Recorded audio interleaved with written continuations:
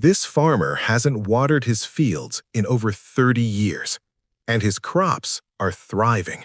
No irrigation, no water trucks, no hoses, nothing. His neighbors thought he was insane. Then a drought hit, the worst in a century, and while every farm around him turned to dust, his fields stayed green. What he discovered isn't a trick. It's not a secret gadget.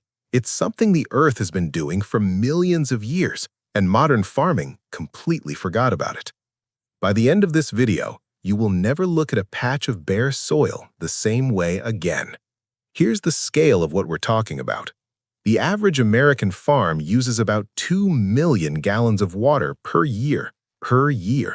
That's enough water to fill 3 Olympic swimming pools just to grow food on a single plot of land.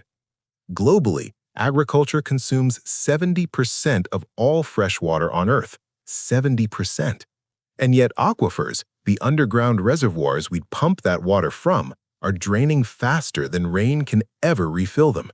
In some regions, they're dropping by a meter every single year. So when I tell you there's a farmer who simply doesn't need to water his crops, you should feel that tension, because it sounds impossible. It sounds like cheating. But here's the interesting part. He's not doing anything supernatural. He's doing something that mimics a forest. To understand what this farmer figured out, we have to go back about 10,000 years. When humans first started farming, they looked at a forest and thought, this is messy. Too many plants, too much competition. Let's clear it. So they did. They burned the trees, plowed the soil flat, and planted one crop in neat rows. And it worked for a while. But here's what they didn't realize. They had just destroyed one of the most sophisticated water management systems on the planet. This is where it gets crazy. A healthy forest never needs to be watered. Think about that. Thousands of acres of dense vegetation. No one is out there with a hose. Yet trees grow 60, 80, 100 feet tall. How? In the 1980s, a scientist named Masanobu Fukuoka in Japan, and separately, researchers at CSIRO in Australia, started studying what happens underground in undisturbed ecosystems. What they found changed everything. Under an old-growth forest, the soil is alive in a way that tilled farmland simply isn't. There are miles of fungal threads per cubic centimeter, earthworms tunneling constantly, roots of dead plants leaving hollow channels behind like tiny pipes. And those channels, those tunnels, those fungal networks, they capture water, they hold it, they distribute it. The forest doesn't need rain every day because the soil itself is a sponge. But that's not the full story. When farmers plow, they destroy that sponge. They compact the soil, they kill the fungi, they break the channels. And now every drop of rain either evaporates immediately or runs off the surface, carrying topsoil with it. That's not farming, that's mining. So what is our farmer actually doing? Let me break it down into 4 simple ideas. Number 1, cover the soil, always.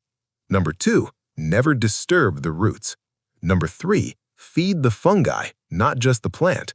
And number 4, make the landscape catch rain, not shed it. That's it, 4 ideas. And together, they recreate something that looks boring from above, but underground, it's an entirely different world. But here's the interesting part. Each one of these sounds obvious when you hear it, but almost no conventional farm does any of them, not even one. Let me show you why each one matters.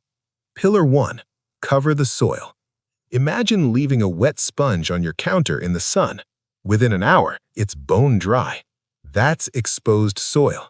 Now, wrap that sponge in a damp cloth. It stays moist for days.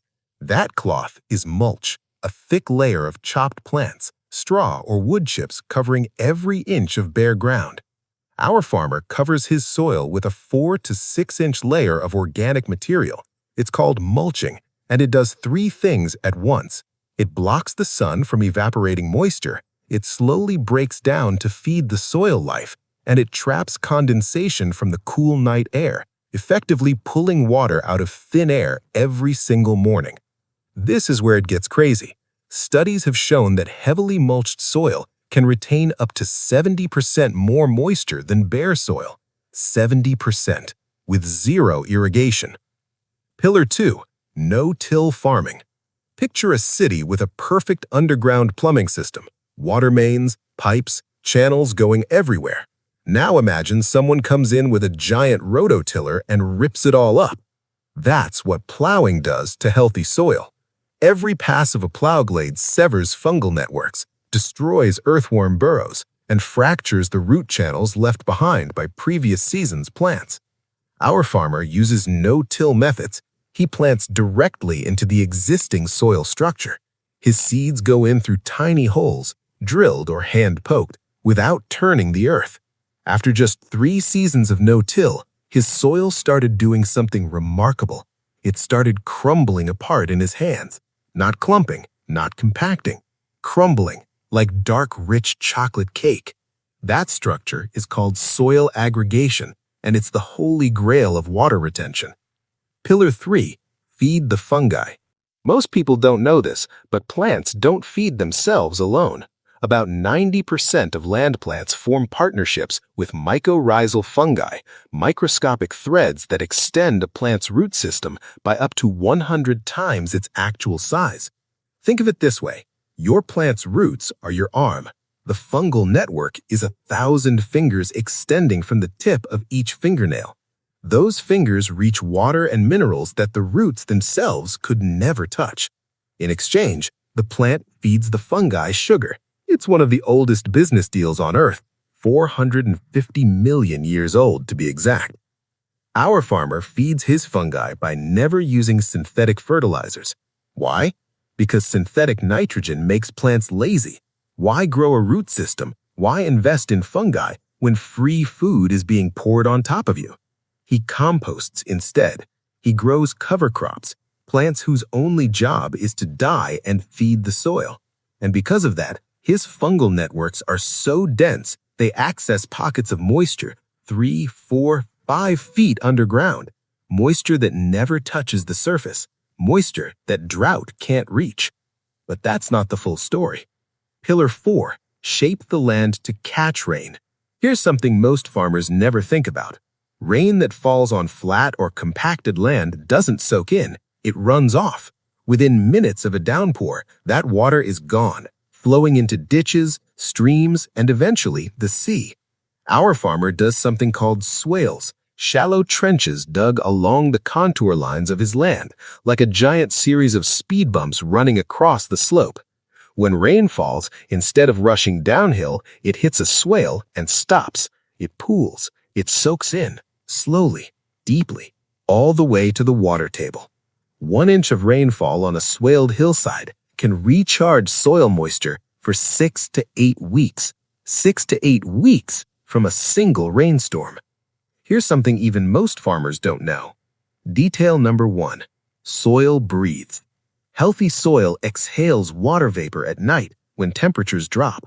That vapor condenses on the mulch layer and drips back down, a daily micro-irrigation cycle with zero human input. This phenomenon is called dew harvesting by soil, and it can contribute the equivalent of 1 to 3 inches of rainfall per month just from the temperature difference between day and night. Detail number 2. The soil food web is actually faster than you think. A single earthworm can process its own weight of organic material every single day. Our farmer has estimated over 1 million earthworms per acre on his land. That's 1 million tiny biological pumps constantly loosening soil, creating channels, pulling organic matter underground and releasing it as castings, the most nutrient-dense, moisture-retaining material in nature. But here's the part that really gets me. Detail number 3. The smell of rain is a message.